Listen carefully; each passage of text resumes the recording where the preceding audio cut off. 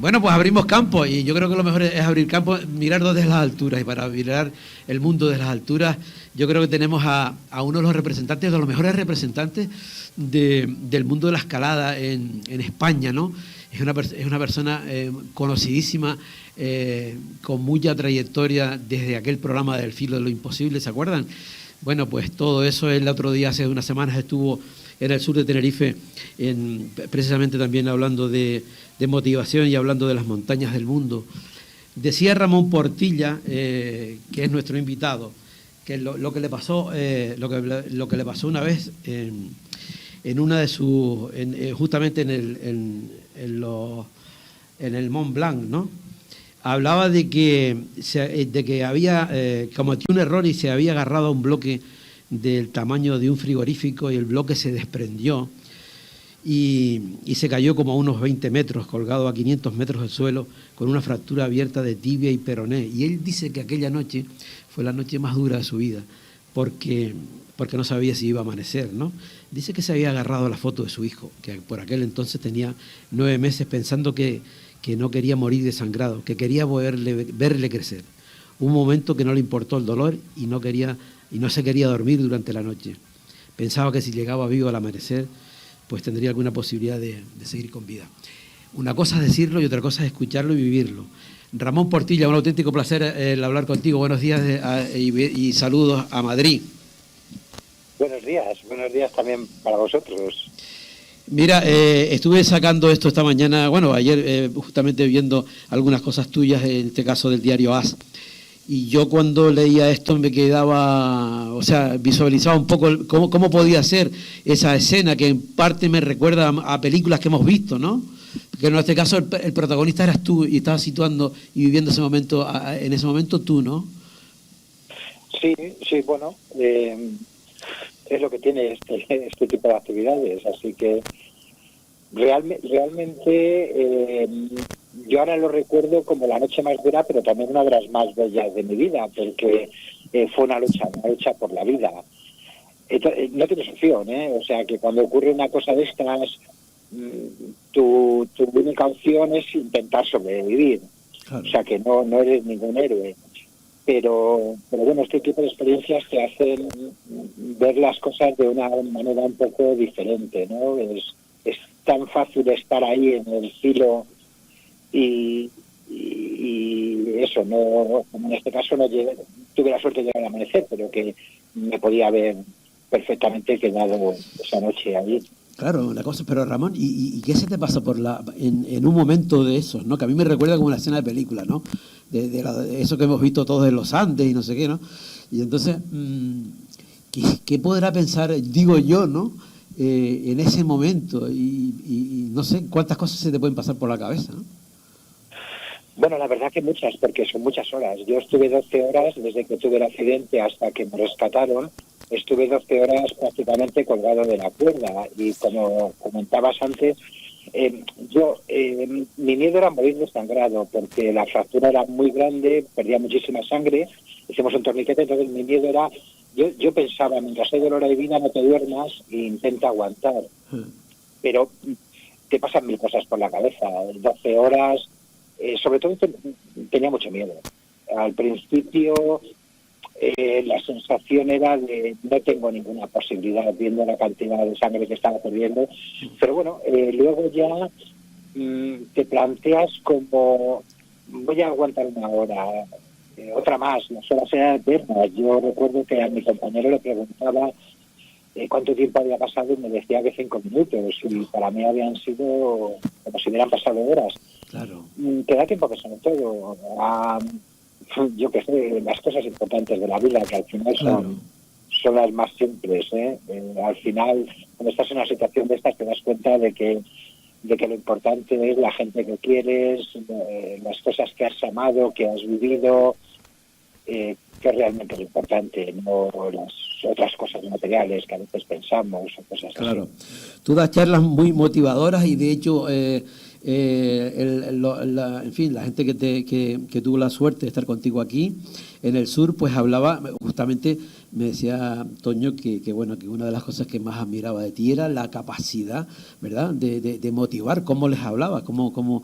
Digo yo que si para llegar a esas conclusiones de la vida, claro, tú has pasado por auténtico, también por esos momentos duros, ¿no? Pero ¿y cómo podríamos trasladar eso a la vida diaria? Porque en el fondo yo creo que subir a montañas o subir a auténticos retos casi que son ejemplos de lo que podíamos hacer día a día con nuestra vida, ¿no? O sea, a otra escala, ¿no? Bueno, realmente es eso, ¿eh? Vamos a ver, yo no soy de los mejores escaladores ni alpinistas, ni siquiera de España. Lo que pasa que a mí me apasiona lo que hago. Desde niño, cuando con 13 años comencé a salir a la montaña, descubrí que lo que iba a ser la pasión de mi vida. Y entonces no me cuesta transmitir algo que es pasional. Yo Claro. no hablo de escaladas extremas o las cosas más difíciles a nivel técnico que se hacen. Yo intento transmitir sensaciones, lo que es mi pasión. Entonces, subir a una montaña puede ser una actividad física, deportiva, pero si tú miras, puedes ver belleza por todos los lados, en una puesta de sol, en un amanecer, en una planta, en el hielo que se ha formado en una piedra. Esas sensaciones, el frío cuando estás viendo amanecer, son un poco lo que yo intento transmitir. No me importa tanto lo que es la actividad deportiva, ser el mejor, lo más difícil todavía, es una cuestión de mirar y ver la belleza que hay. Afortunadamente, pues las montañas es uno de los sitios que ya quedan pocos y cada vez somos más, pero es uno de los sitios que quedan donde puedes convivir con la naturaleza en estado puro.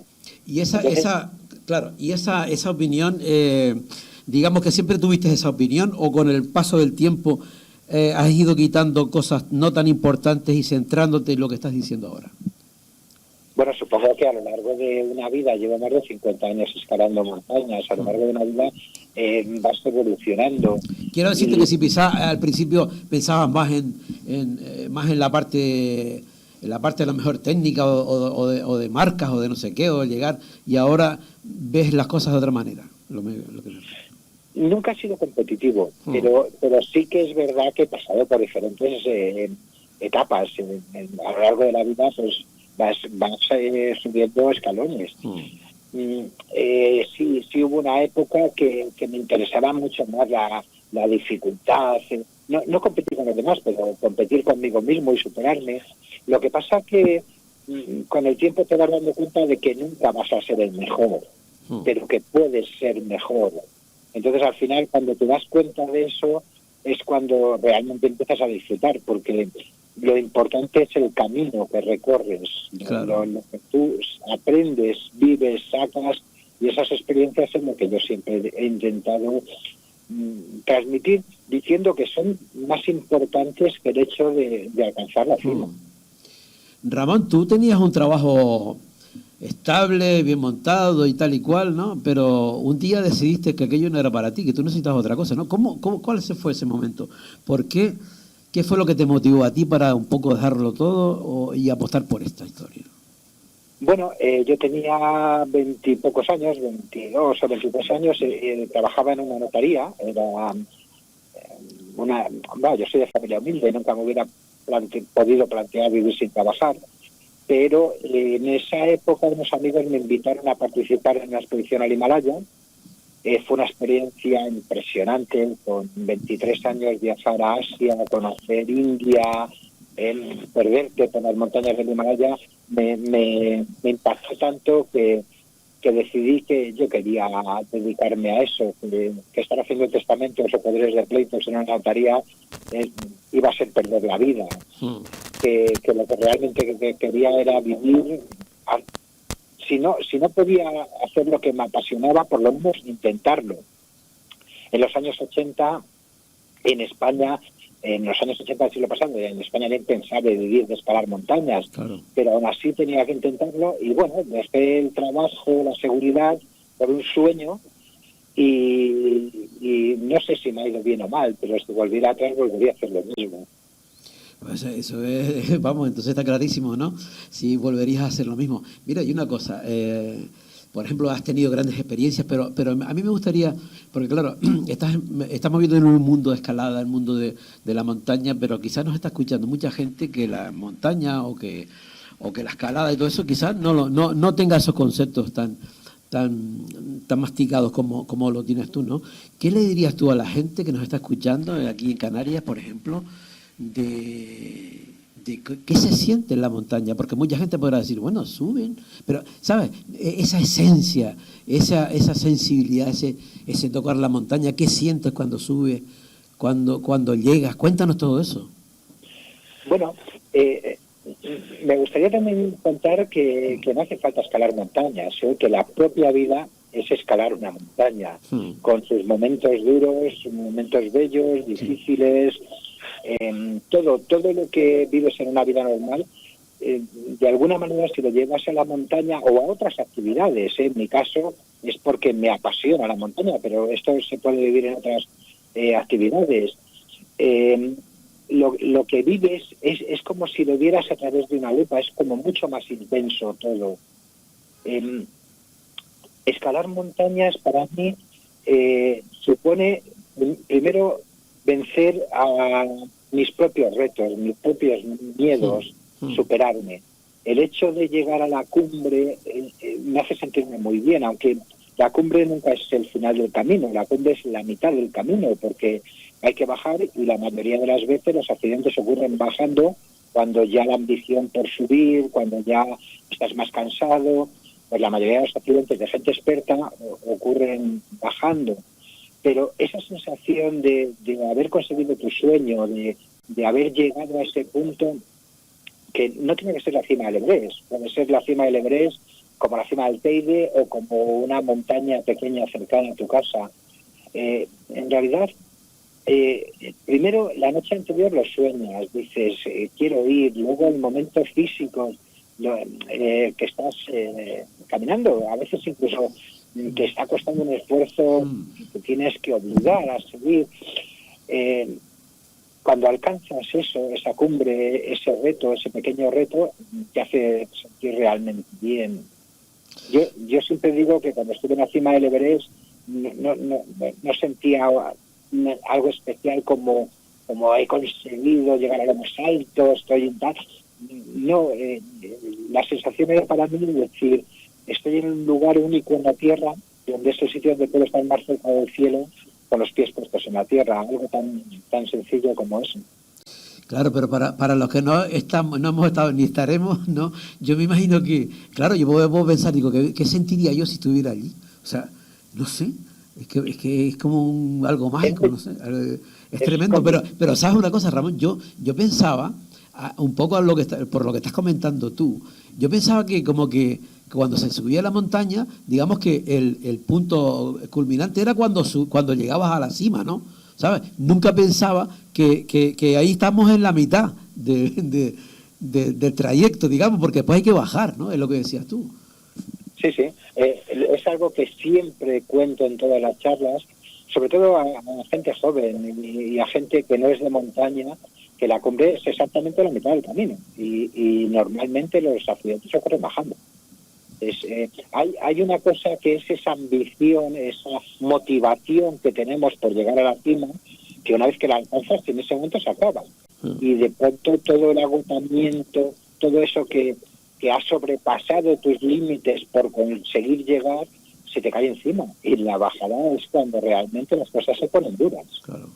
Y tú has tenido mucho tristes experiencias con las bajadas, ¿no? He tenido muchas experiencias de todo tipo. Y bueno, al final, si me preguntas, lo más duro de todo es cuando he perdido a algún compañero y cuando vuelves a casa y le tienes que explicar un poco a la familia lo que ha pasado.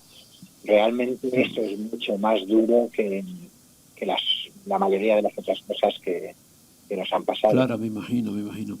Mira, una cosa, Ramón, cuando llegas, por ejemplo, se me ocurre a mí pensar, cuando llegas, por ejemplo, a la cima de un lugar, yo que sé, el Everest o el que sea, ¿no? ¿cuánto tiempo de disfrute, o sea, cuál es el momento en que decides bajar? O sea, hay mucho tiempo, un espacio de que disfrutas de aquel entorno. No sé cuánto tiempo estaría yo si culminara alguna de esas montañas, cuánto tiempo podría estar arriba, porque después quizás no tengo ganas ni de bajar, no lo sé, ¿cómo es? Hay que bajar siempre porque la vida está abajo. Subimos, Está bueno, subimos a las montañas, pero allí no se puede vivir. sí. De hecho, por encima de 7.000 metros, lo que se llama la zona de la muerte, no vive absolutamente nada. Tienes que bajar o si no morirías. La cima no es nada, es un poco el reto que te has propuesto.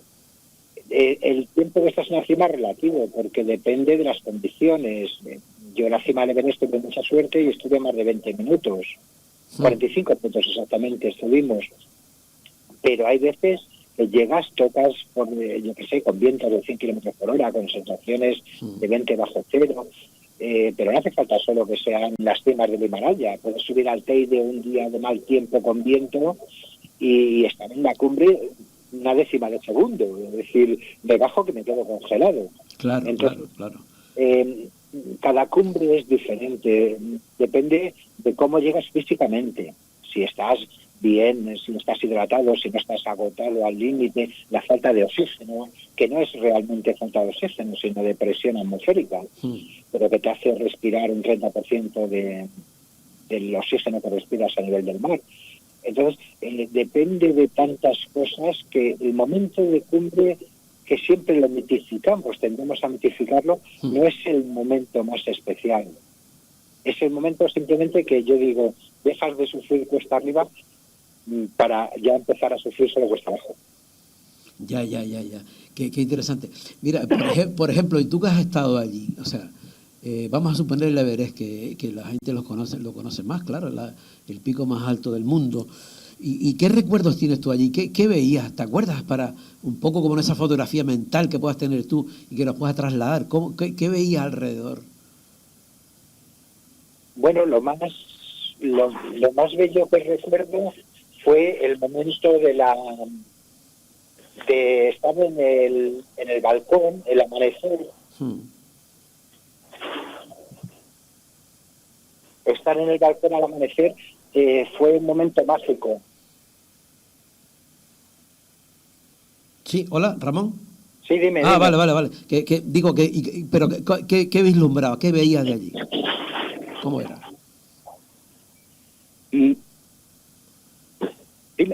Dime. Sí. No, digo, es que parece que se está como cortando ahora. Decía que si pudieras dibujarnos un poco para los que no hemos estado ni estaremos, ¿qué veías tú desde allí, desde el pico de lo más alto del mundo?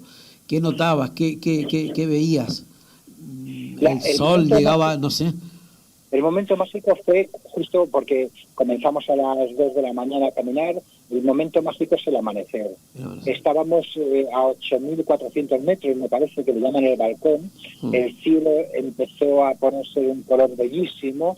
Recuerdo que enfrente había otra montaña de 8.000 metros, en Makalu, y fue un momento muy, muy bello. Luego, también yo tenía un problema, que es que un hándicap, que iba filmando para Televisión Española, pero en una época que las cámaras eran mecánicas, una cámara que pesaba 6-7 kilos, y teníamos que enhebrar la película. Entonces, a partir del amanecer recuerdo más los temas técnicos de la filmación que los problemas de la escalada en sí.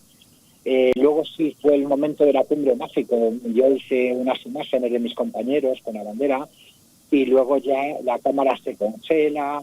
Claro. Ya estaba centrado en otros temas. Estabas pendiente más de otros temas.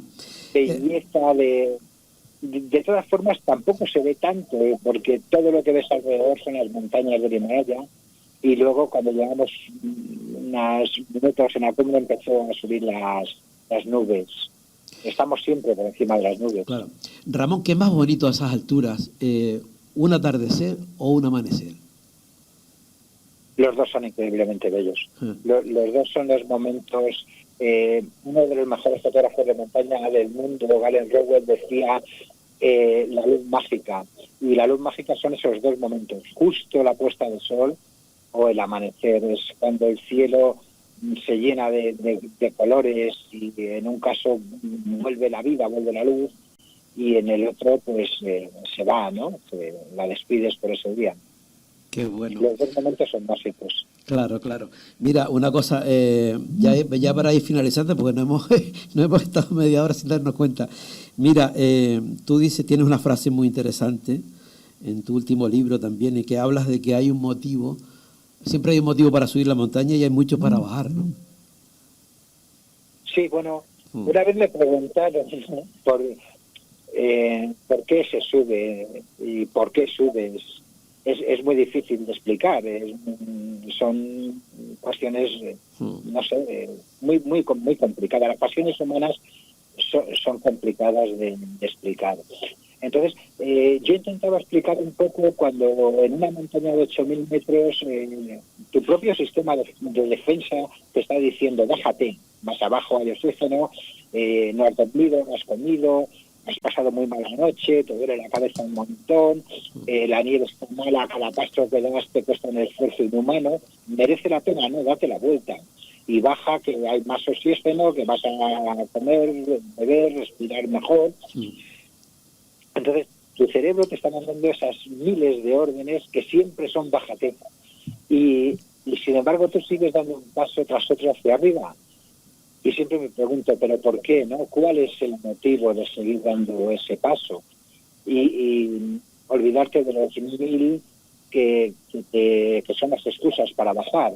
Entonces, siempre me digo, bueno, pues es esa motivación, esa gana, esa ilusión que tengo por llegar arriba, por dar un paso más. Claro, fíjate que estás comentando que claro que la vida está abajo y todo lo que estás comentando, que ese mismo ejemplo nos pasa a todos, yo qué sé, simplemente va a ir al gimnasio, por ejemplo, ¿no? ¿Cuántas veces es el propio cerebro que dice no, y tienes que luchar contra ti mismo y al final vas y lo consigues, ¿no? Entonces viene más contento, ¿no?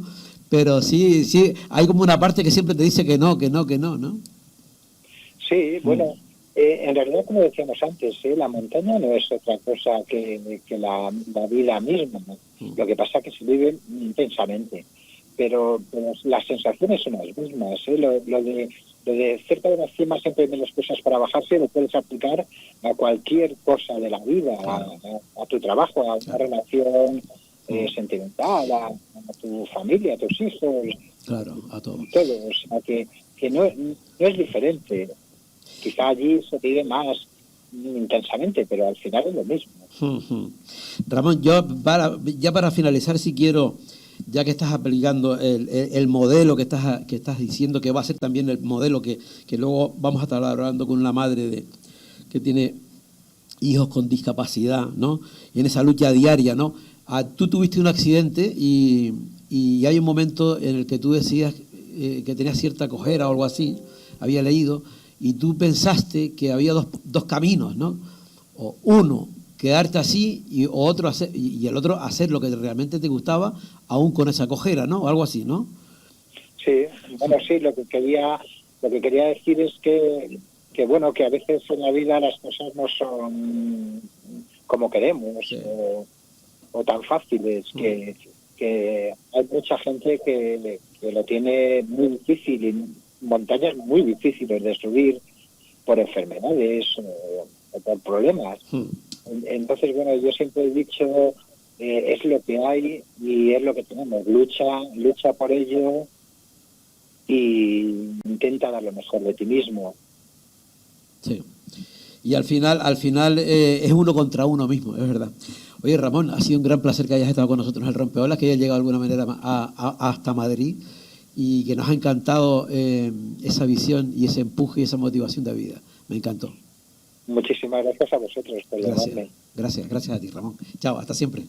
Gracias. Chao, adiós. Yo creo que es una historia súper bonita, la historia de Ramón, y que de alguna manera nos salpica. Es verdad que la montaña, que cualquier cosa es las propias cosas de la vida diaria. Y eso, hay que automotivarse. Muchas veces somos nosotros contra nosotros mismos. Bueno, pues nada, vamos a hacer un pequeño alto en el camino con la música en